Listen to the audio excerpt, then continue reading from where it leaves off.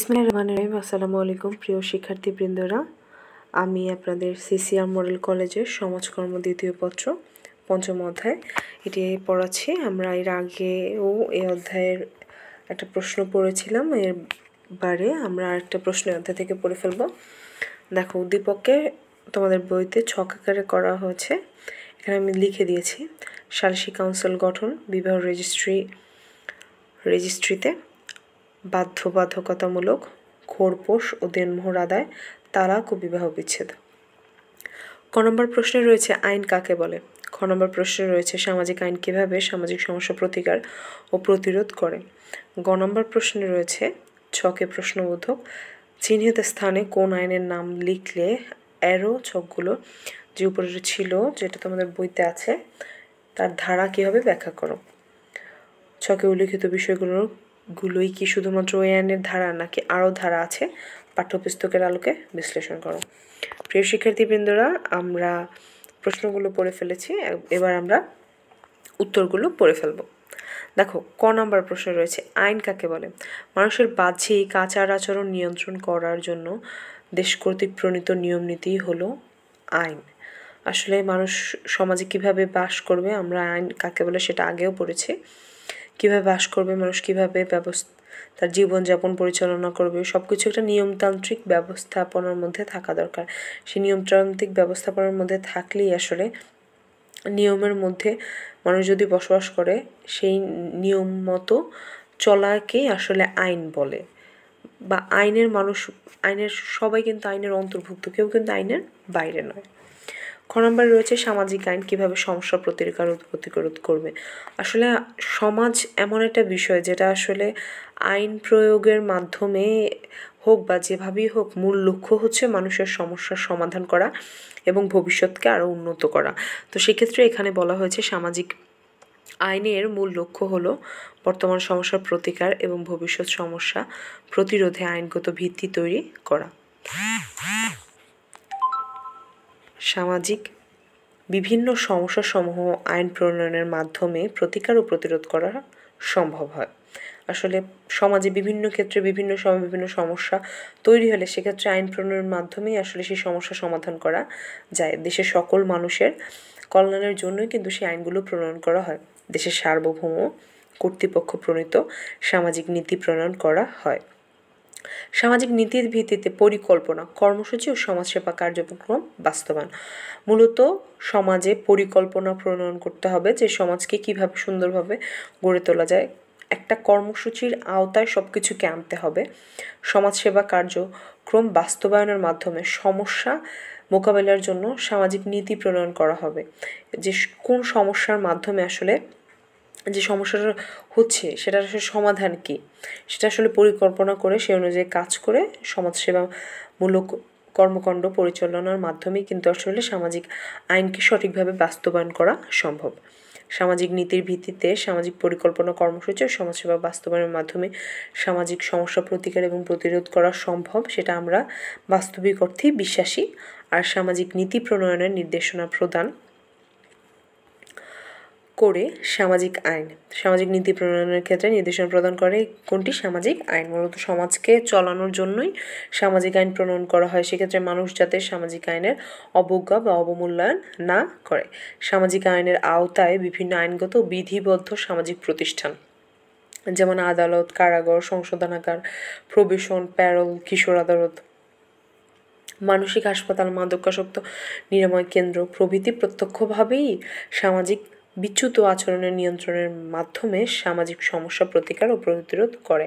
এক্ষেত্রে বিধিবদ্ধ আইন যা রয়েছে, আদালত ও সামাজিক আইনেরই আওতায় পড়ে। কারাগার, সংশোধনাগার যেগুলো রয়েছে, যেগুলোর মাধ্যমে আসলে মানুষ তাদের নিজেদের সমস্যা সমাধান করতে পারবে এবং কেউ যদি বিপদে পড়ে সেক্ষেত্রে এই জায়গায় গেলে তারা সমাধানগুলো খুঁজে পাবে। সুতরাং প্রিয় শিক্ষার্থীবৃন্দরা, আশা করি আপনারা খ নাম্বারটি বুঝতে পেরেছেন। এরপর গ নাম্বার রয়েছে উদ্দীপকে উল্লিখিত বিষয়গুলো ছাড়াও 1961 সালে মুসলিম পারিবারিক আইন আরও ধারা আছে যা নিম্নে আলোচনা করা হলো। যেমন আমি পয়েন্টগুলো বলে যাই, তারপর আমি এর বিস্তারিত আলোচনা করব।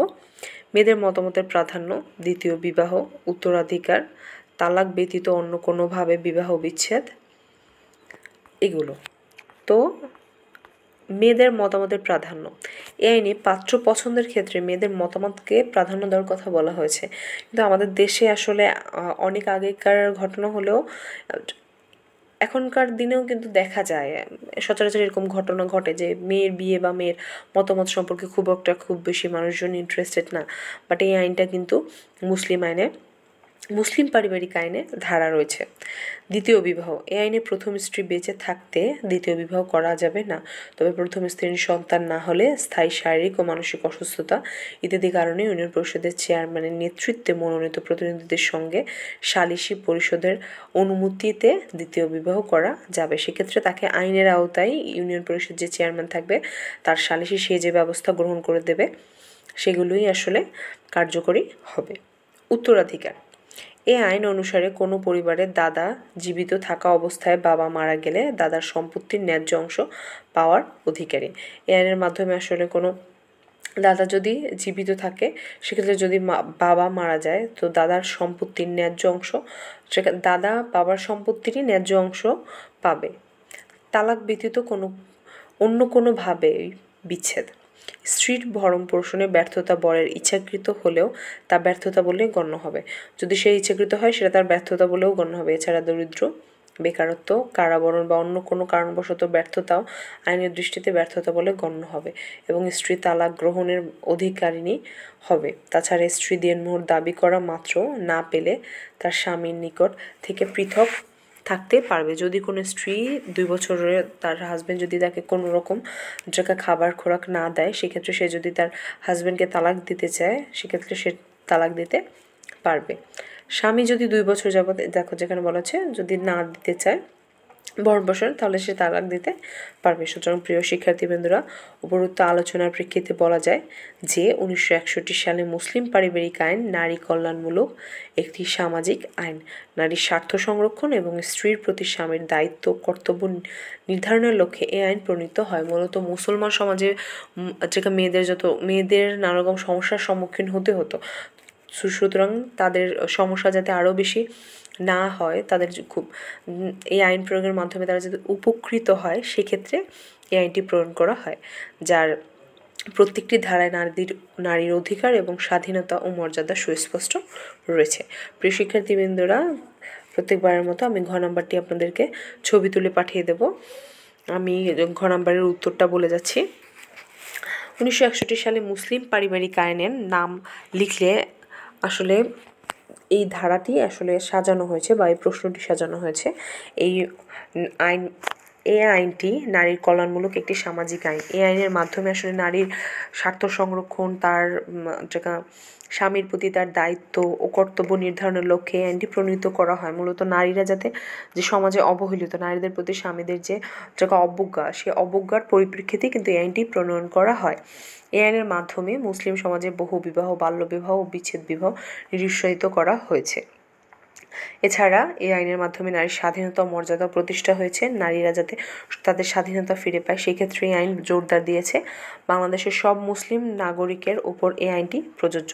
বাংলাদেশের প্রায় সকল মুসলিম নাগরিক এই আইনটি প্রযোজ্য। এই আইনের ধারা অনুযায়ী বিবাহের ক্ষেত্রে ছেলের বয়স ন্যূনতম 21 এবং মেয়ের বয়স ন্যূনতম 18 ধার্য করা হয় এবং প্রতিটি বিয়ের রেজিস্ট্রিকরণ সহ স্বামীর ইচ্ছামতো স্ত্রী ত্যাগ ও গ্রহণ করার ওপর নিয়ন্ত্রণ করে বিবাহ বিচ্ছেদ ও বহুবিবাহকে রোধ করার চেষ্টা হয়, যাতে কেউ অতিরিক্ত যদি কেউ ভরণ-পোষণ না করতে পারে সেক্ষেত্রে একাধিক বিয়ে যাতে না করতে পারে বা হুটহাট কারণবশত ছাড়াও কেউ যাতে বিবাহ বিচ্ছেদ না করতে পারে সেক্ষেত্রে এই আইন কঠোরভাবে জোরদার হয়েছে।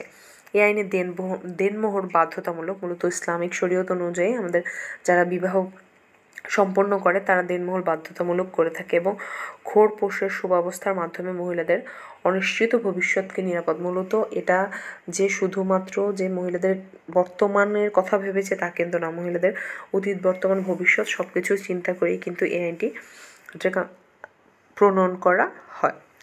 তালাকের ক্ষেত্রে চেয়ারম্যানকে লিখিত নোটিশ প্রদান এবং চেয়ারম্যানের সম্পূর্ণ তত্ত্বাবধানে সালিসি পরিণতির মাধ্যমেই আসলে 90 দিনের ভিতরে উভয়ের সম্মতিতে তালাক দিতে হবে। যদি কেউ চায় যে তালাক দিতে হবে সেক্ষেত্রে তাকে চেয়ারম্যানের নিকট একটা প্রস্তাবনা পাঠাতে হবে এবং 90 দিনের মাধ্যমে যদি দুজনের মতের মিল থাকে যে না তারা থাকবে না, তারা আলাদা থাকবে, সেক্ষেত্রে তালাক কার্যকরী হবে। সুতরাং প্রিয় শিক্ষার্থীবৃন্দরা, আপনারা উদ্দীপকটি পড়ে এবং উপরের আলোচনা থেকে বুঝতে পেরেছেন যে কি সামাজিক আইনে ইঙ্গিত দেওয়া হয়েছে যার অন্যতম বৈশিষ্ট্যের মাঝে আসলে মানুষের যে স্পেশালি নারীদের যে সমস্যাটা রয়েছে সেই সমস্যাটা তারা আসলে এই আইনের মাধ্যমে কিছুটা হলেও তাদের সমস্যার সমাধান হবে। সুতরাং আমার এই সংক্ষিপ্ত ক্লাসটি এখানেই শেষ হলো। আপনাদের সবাইকে ধন্যবাদ সবাইকে। আসসালামু আলাইকুম।